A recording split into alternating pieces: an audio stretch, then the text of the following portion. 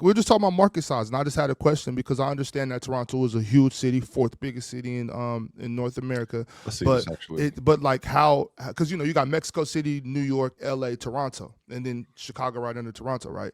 How big? How many? What makes a huge market? Is it the amount of people there, or is it how many people care about So basketball? it's Like the for instance, homes. real quick, if like would Mexico City be considered a huge market if we just dumped the NBA team there? Like how many people actually It's the care TV about market the sport? size. TV market size in the metro population, based on what I've read and reading currently, the Knicks are 1, the Lakers are 2, Yes, Bulls let's are hear from 3. the person who thought that Toronto was a small market The 5 minutes ago. the fourth is Philadelphia, fifth is the Mavericks, sixth is the Raptors, 7 is the Warriors, 8 is the Hawks, the Rockets are 8th, the Washington Wizards are 10th, the Celtics are 11th.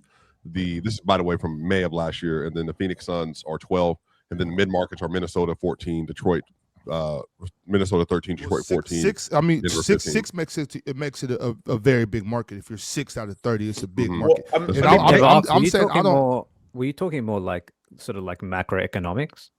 Yeah, I'm more so just talking about like what is it that makes it the big market? Is it how many people can watch, or is it how many people are actually watching or are invested in this team? You know what I'm saying? So I understand how big Toronto is, and mind you, I don't live in Toronto. I've never been in Toronto, but I'm just curious to know about how many people are up there actually invested in basketball, and so what makes these teams big market teams? Is it how large the population is, how much money they got and can actually go to the games, or is it about how many people actually do? You know what I'm saying? That's what I'm asking. I don't have a horse in the race either way. I'm just curious to know what makes these teams big markets and not in small markets, Because in Sacramento, it's a small city. You know what I'm saying? Sacramento, 500,000 people. You know what I mean? But we love our basketball team. You know what I'm saying? So So again, reading through it, it says teams like Los Angeles, New York operate in high visibility settings with millions of potential viewers tuning in to watch televised games. And so apparently the way they structure this is based on your TV market size. So the size of the population, and then how many televisions or eyes you get within your city on those NBA games, NBA markets. Like for instance, I'm looking at it says that the New York Knicks, they have a metro population of 19 million people, but they have a TV market size of 7.4 million people. So Swipe it. That's the thing. It's not necessarily because we can talk about how big the market is, but like we if people are watching, then that's not necessarily like yes, you have potential viewers, but how many people in that city are actually tapping in? Yeah. And like Penn, I think that goes to Swiper's point. And that it doesn't.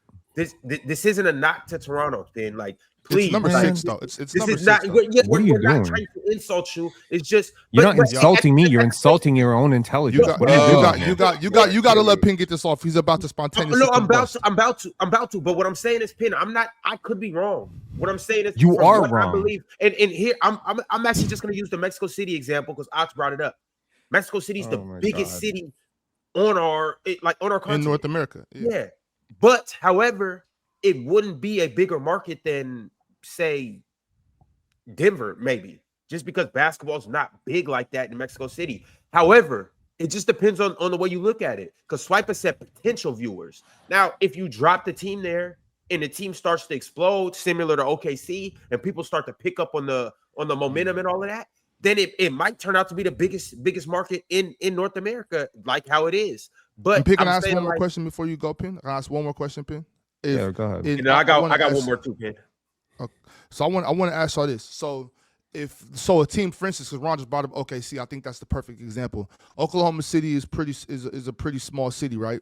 If you got people that are watching Oklahoma City from around the country, around the world, does that go into the size of the market? Like, is there eyes on? No, that doesn't count. No. There's so many things that go into the size of a market. Like, my God, I feel like, sorry, like some people think that I'm being annoying. Can you wait for me to put my jacket on before you give us this cold take? All right, let's go. I hope that jacket has some brain cells. Okay, look, man. Like when we're talking about market, we're talking about population size. We are talking about economic power and the economic structure of that city. Is it a wealthy city or is it a poor city? Is it a developing city? Is it a developed city? Toronto is not just a huge market from an NBA perspective because people here actually care about it. There is a willingness to spend money. So from an ownership perspective, if you're looking at this from a financial perspective, where do you want to put your money? Do you want to put your money into a city? You want to buy a team in a city which has 50 million people, but none of those people have the power to actually spend money to go to games. If you want any evidence of how large a market Toronto is, look at what happened with Kawhi Leonard's stock when he was in Toronto. Did he have a better season than he did in San Antonio? No. Did he have a better season than he did with the LA Clippers the very next year? No. But the popularity comes down to the number of people who cover the games, the number of people who are invested in the games, the buying power of the people who are potentially invested in the games. And if you want any evidence of how stupid it is to put Toronto in a conversation with Milwaukee, go look at what Toronto Raptors tickets cost last year, and now go look at what Milwaukee Bucks tickets cost this year. They have Giannis. We had Scotty Barnes. They are a play-in team. We were a lottery team. And I'll guarantee you right now, sight unseen, that the Raptors tickets were like 8 times more expensive, and they sold out. They were selling out a lottery team. That's a high number, Penn. 8 times. Easily 8 times. Like I've seen games to Detroit Pistons games when they weren't a good team. I've seen tickets to Pistons games for as much as $10. I can't remember like the last time I saw $50 Raptor games, like a $50 Raptor tickets. And I'm talking converted to USD. So look, you want to spew ignorance. You want to come up here and say, oh, Toronto is in the Mexico City of conversation. Cool. That's fine. That's perfectly fine. Okay. But to the chat who actually wants to have educated discussions with people outside of this community who want to go around and be like, yo, Toronto is a mid-size market. Do you? Well, Penn, I brought up Mexico City because I was curious to know what makes, the market size. I wasn't trying to spew ignorance. I was saying, what you asked a great question. I don't think you got a good answer though. Like I think your question, ignorance. Okay. Yes, like I think you asked a great question, which is what actually makes a market a big market. Is it just population size? Is it whatever? No, the buying power of the population, the investment of the population, the investment of the city into the team. So yes, OKC is a wonderful example of, and Sacramento are wonderful examples of small market teams that have a tremendous buy-in from the local fan base for their team. But what is the buying power of a person who lives in Los Angeles versus a person who lives in Sacramento versus a person who lives in Oklahoma City?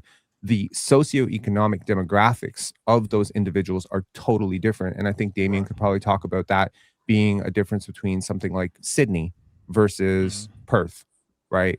Or somewhere else, like you can throw a team where people have no money, and what's going to happen is people are going to buy less. They're going to pay less. They're going to pay less for tickets. And every single team prices tickets at exactly the place where they can still sell out. So if people are willing to pay $180 for a lottery team, they're going to pay $180 for a lottery team. Go to a Los Angeles Lakers game. Go to a Knicks game. You're going to pay through the roof. There's also a tourism factor here. Toronto is a huge tourist destination. Milwaukee is not. So it's kind of weird. I understand it's funny to make fun of Canada, Toronto, Drake, whatever. But don't ignore the economics of what a mega city this is. It's a huge city. It's crazy. The disrespect in America towards Toronto is honestly insane. I love Toronto. Or Can't wait for Canada. PC weekend in Toronto. I love Canada. It's the panel. Religion get built on cam. Where the chat throw smoke and the host go ham. You ain't never seen hoops out hit the raw. Every take got weight, every night we drop. This that barbershop. Courtside, worldwide tone. Welcome to the only show that really feel like numbers jumping like the score.